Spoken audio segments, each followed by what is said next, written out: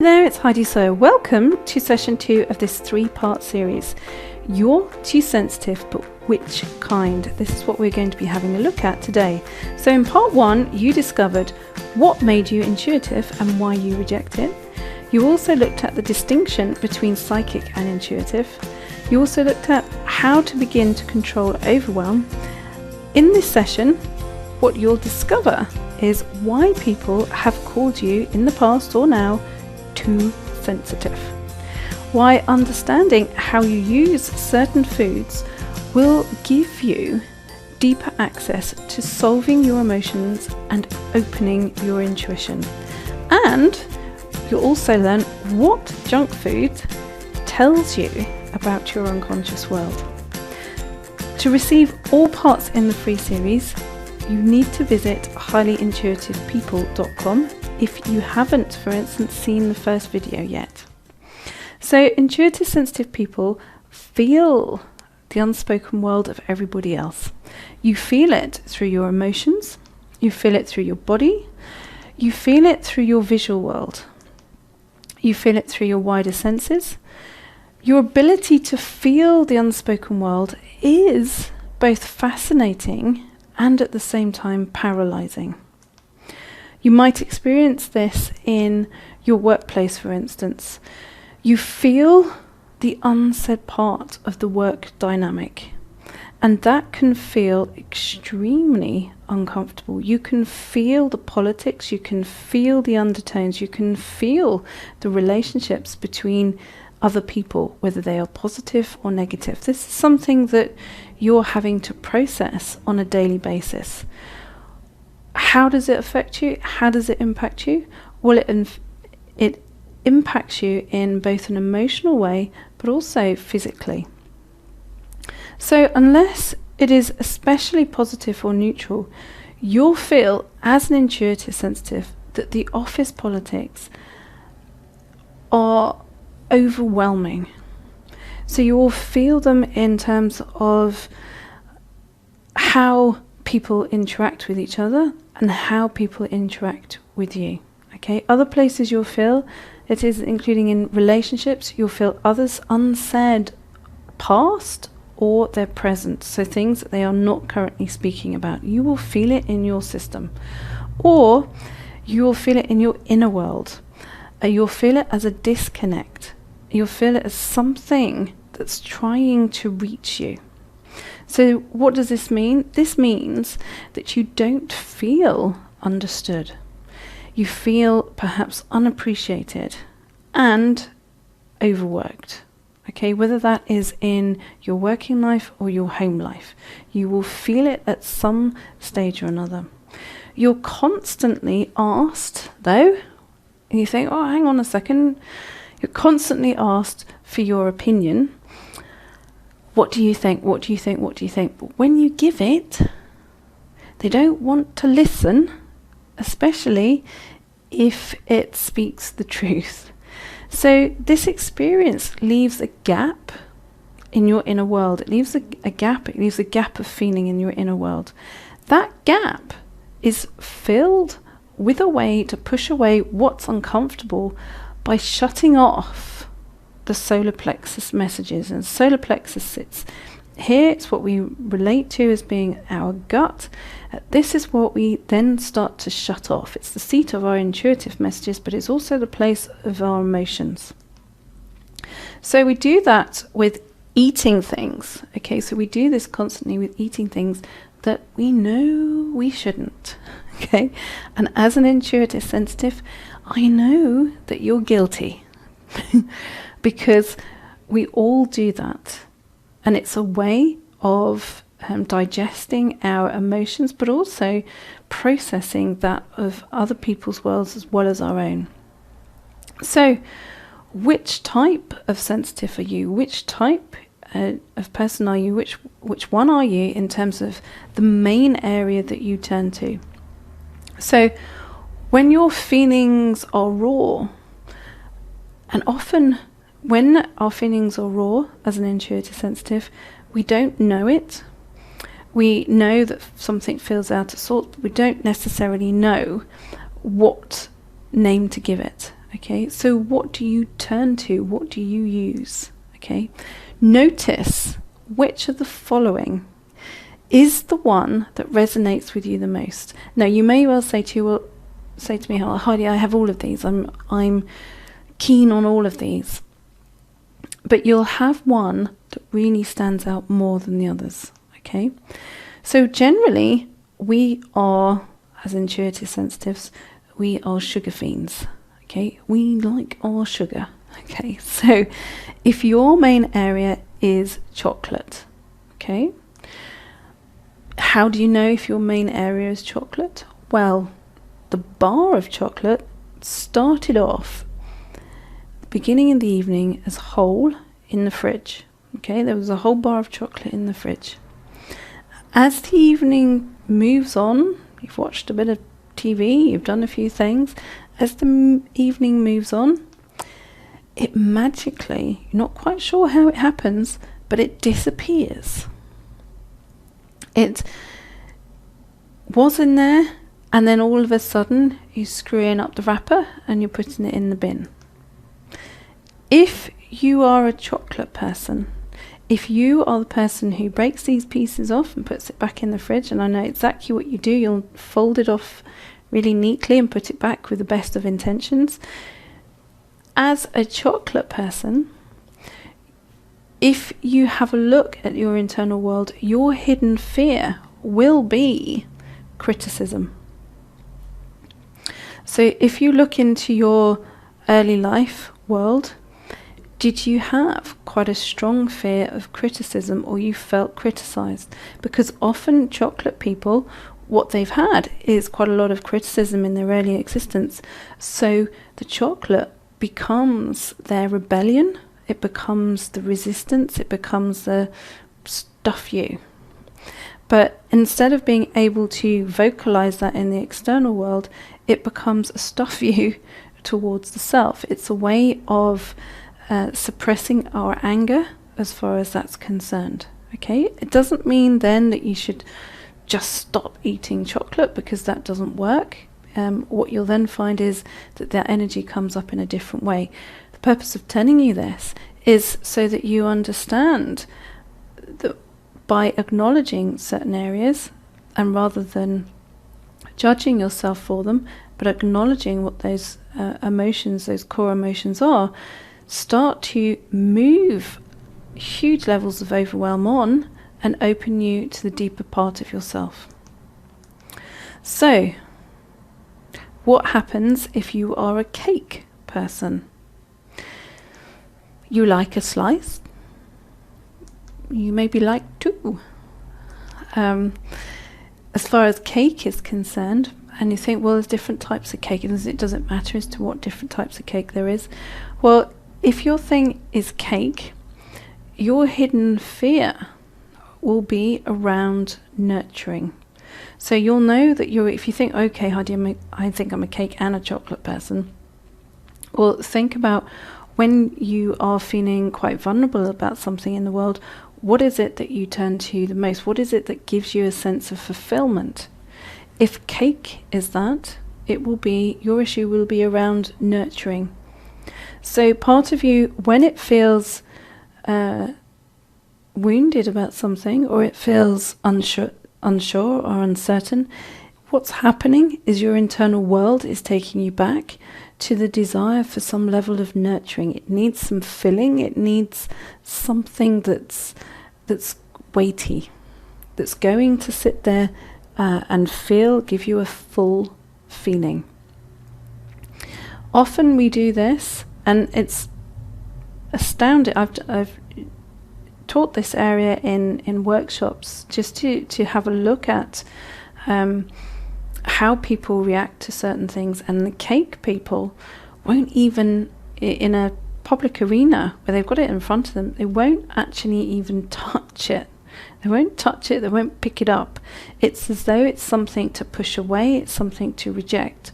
So cake people often secretly desire the nurturing. They never actually ask for it. So if you're a cake person, you'll be great at offering that and assistance for other people. But when it comes to you, you're not going to be very good at accepting it. The friend is cake. Crisps. Now, if you're thinking so far, well, honey, you're talking about sweet things. There isn't many savoury, and I'm more of a savoury person. I'm more of a salt person than a sugar person. Well, yes, you can have certain things as far as savouries are concerned, but generally, intuitive, sensitive people are going to be attracted towards sugar. Okay, or things that definitely kind of convert to sugar. So sometimes the crisp people are also pasta people. So if you're thinking, you come in from work and you sit down on the sofa, you maybe have had your dinner. Later on in the evening, you go to the cupboard for a little bit of a rummage around. What do you get? And sit down and eat. If your thing is crisps, then and they will be quite often, it's either ready salted, it's salt and vinegar, or cheese and onion. Those three types, I'll tell you why in a moment, why they're those three particular types. But if your thing is crisps, your hidden fear will be around abandonment. Okay, why is it abandonment? Because later on in the evening, you'll start to feel as though you're feeling separated from something. Now, where does this go back to? Where does the crisp thing go back to? Well, quite a few people and a lot of intuitive sensitives back, 30 years ago, 30 years ago, parents perhaps went to the pub, went to a bar, and where were you? Well, in these particular situations, it was you were sat in the car with a bottle of Coke and a packet of crisps.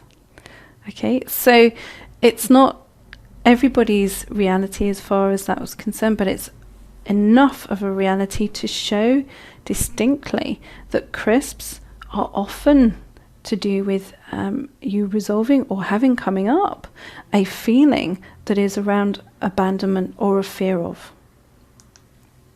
What about biscuits? Okay, so if you think, okay, I'm not a crisp person, I'm not a cake person, I'm not a chocolate person, but I do love a biscuit.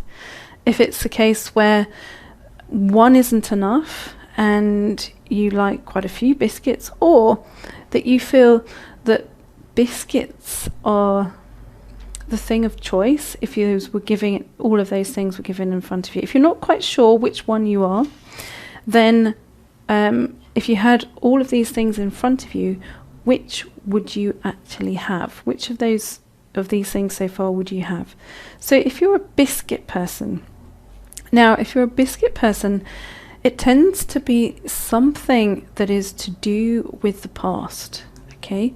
Because biscuit people, or biscuits are, for us as adults, are closely related to the inner child self and trying to return to a place that we've been previously. So where do we try and return to? Well, sometimes it's about fond memories and picnics and things that we associate as part of that past. So if you're a biscuit person, your fear, your hidden fear, tends to be something around letting go of the past. So you may well find that you like to hang on to things, either literally in your world, or you find it tough to let go of things. So you find it tough to let go of certain feelings and emotions. So when you are somebody who wants to go into the land of the biscuits, it tends to be something like jammy Dodgers. It tends to be those sort of party ring types of biscuits, those kind of things, which helps you take you back to something that is around fond memories and fond feelings for something in the past.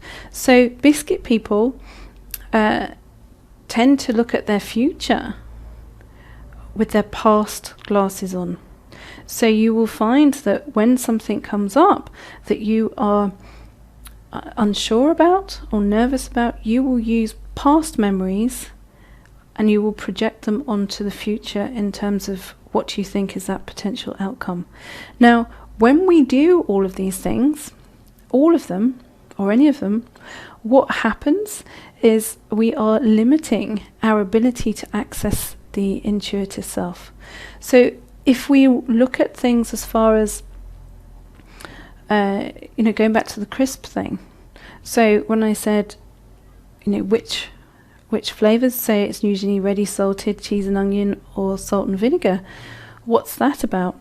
Well, those were the flavors of crisps that were available 20, 30 years ago. It's only in kind of more recent times that we have plenty of other flavors. So when you're feeling really uncomfortable about something, you will find yourself drawn to one of those flavors, okay? Because it is that child self trying to release its emotion around abandonment. So what limits us is it's not a case of getting rid of these things in our life, because if we got rid of, and you've probably found that out to your own detriment, is that when you get rid or try and get rid of one of these areas, so crisps, cake, biscuits or chocolate, you may be able to do it for a period of time, and then all of a sudden you find yourself absolutely stuffing it, or you need it again, because what you're actually doing is you're still trying to avoid the feeling that you're associating with these particular items. So it's not a case of getting rid of them. What's a case of is acknowledging what the emotion is that is trying to express itself. Why would you want to do that? Why would you want to acknowledge that feeling? Sure, it's about eating or doing something to forget. Well, in acknowledging emotions, what does it mean? It means access to our intuitive self. Okay? So access to the intuitive self gives us the ability to solve the emotions and open our intuition. So in part 3, you will discover, so taking this further into your understanding of your intuitive self, how to allow it to come up to the surface. So you're not pushing it away, you're not rejecting it, you're allowing it into your life. You'll learn is the key to confidence and feeling more in control of your intuition.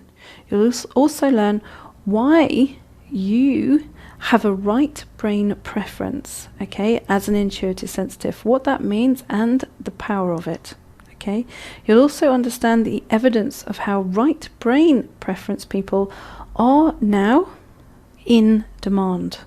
Okay, so your skills and your abilities, the things that you've perhaps pushed to one side or you've taken on as a literal thing as you're too sensitive, are now in demand.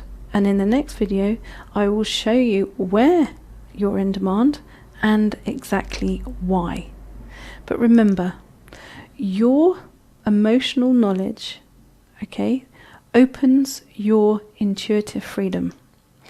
Knowing what truly triggers you, what really triggers you, opens the door to the soul.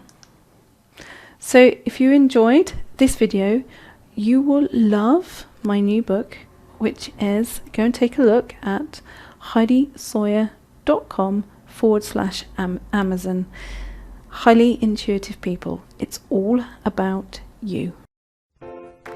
For more great free content designed to support your purchase of my book, Highly Intuitive People, 7 Right Brain Traits to Change the Lives of Intuitive Sensitive People, please visit finallyfeelunderstood.com. There you can subscribe and download for free the meditation specific to today's episode. If you have already read the book, then it's time for you to receive exclusive access and support from me and your fellow intuitive sensitives as we go deeper together along this proven 7-step path by joining us in my monthly membership program called Heidi's Circle. There you can ask me anything in a safe and private environment, and I will answer you live. Join us today by visiting healmyinnerworld.com.